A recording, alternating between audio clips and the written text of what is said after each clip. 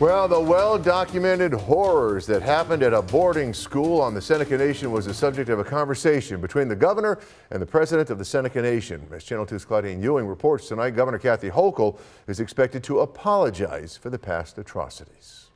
The Thomas Indian School, a former boarding school in Irving, was taken over by the state in the late 1800s and closed in 1957. A lot of atrocities occurred there. According to historians and nation leaders, children were abused. Some died.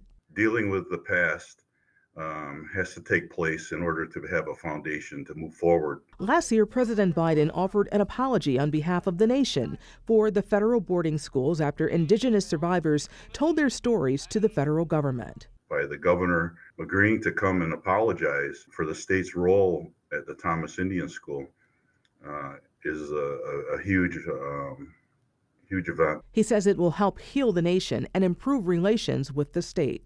He's going to come to our territory and at the site of the Thomas Indian School, and I think she'll be well received.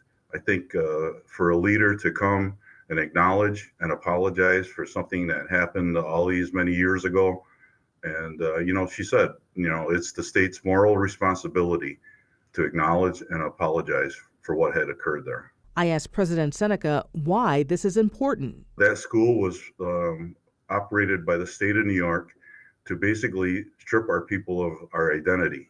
It took children from their homes.